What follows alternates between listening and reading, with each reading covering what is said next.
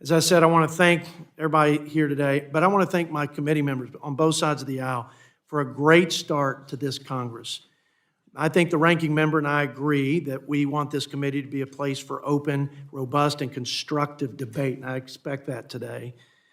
But let's go back to where we started. In March, we had a hearing on the fiscal state of the nation.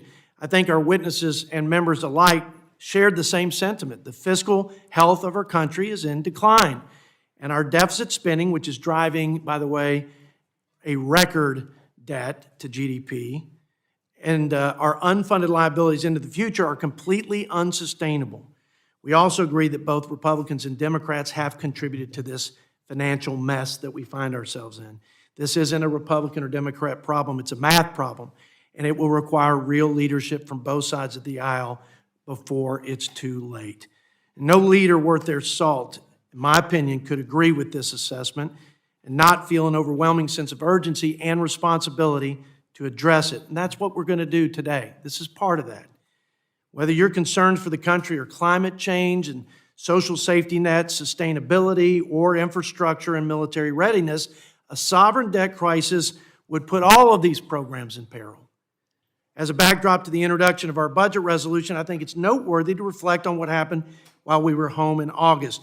One of the three major credit rating agencies, Fitch, downgraded the United States credit rating. Fitch stated that their decision to downgrade was due to, quote, fiscal deterioration in the coming years, mainly as a result of soaring interest costs, a weaker economy. They predicted a recession by the end of the year in Q1 of next year, and only a 0.5 percentage point in growth in 2024. But they also mentioned the big debt driver, the structural imbalance in our federal budget, runaway mandatory spending. Fitch also said that our cuts to non-defense, according to the FRA and other agreements, were just modest improvements, and that Congress doesn't have a long-term plan to deal with the real debt drivers of mandatory spending in a meaningful way that will reduce our debt to GDP. Finally, they warned that if we don't address these things, we should expect two things to happen, two consequences.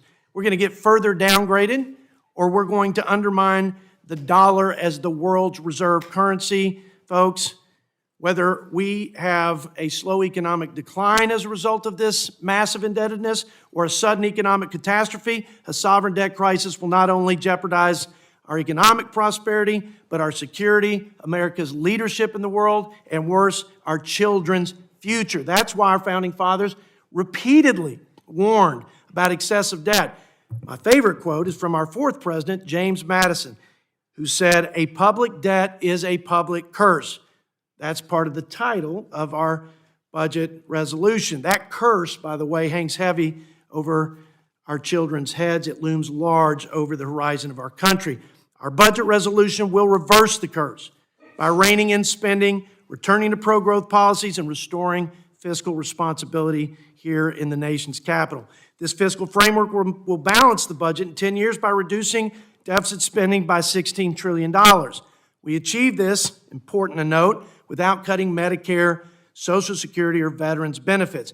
We believe that the most practical and politically palatable way to fix the insolvency, and that's real, and it's in this 10-year window, and the unsustainability, not only for the seniors today, but for the seniors of tomorrow, is through constructive bipartisan efforts, so we recommend a bipartisan debt commission. Here's the plan for reversing the curse. First, we right-size the bloated bureaucracy by eliminating wasteful and unnecessary discretionary spending. We've seen 40% growth in the government since COVID. CBO says we're spending hundreds of billions of dollars that we wouldn't have otherwise spent coming out of COVID. Next, we reverse the recent $11 trillion record spending spree that has occurred over the last couple of years. We don't need an army of IRS agents. We don't need green energy giveaways. We don't need Obamacare subsidies for the wealthy. Third, these are the debt drivers, the big ones. Reining in runaway mandatory spending through entitlement reforms. We do that by putting patients in charge of their health care, strengthening Medicare for seniors, making Medicaid work for the most vulnerable, and we end cradle-to-grave dependence. Mandatory 70% of the budget, it's 90% of the budget growth over the next 10 years. Fourth, we root out the rampant waste, fraud, and abuse in our entitlement programs. According to GAO, we have upwards of $2 trillion in expense there and in waste over the next 10 years. Lastly, but most importantly, I think, or at least as important, we reignite growth and prosperity with lower taxes, lower regulations, unleashing energy independence, building on America's first trade policies. If we can have 1% growth to the 2% projected by CBO, we add $3 trillion to our efforts to reduce the deficit. We can do that more. By the way, the 80s and 90s, we had over 3% growth, and our 75-year historic average is over 3%. Lastly, we all are committed to fixing the broken budget process. It's not working.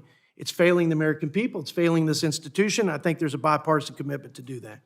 President Biden said, show me your budget, I'll show you your priorities. I agree with him, but I think there's a stark difference between our priorities and the president's priorities.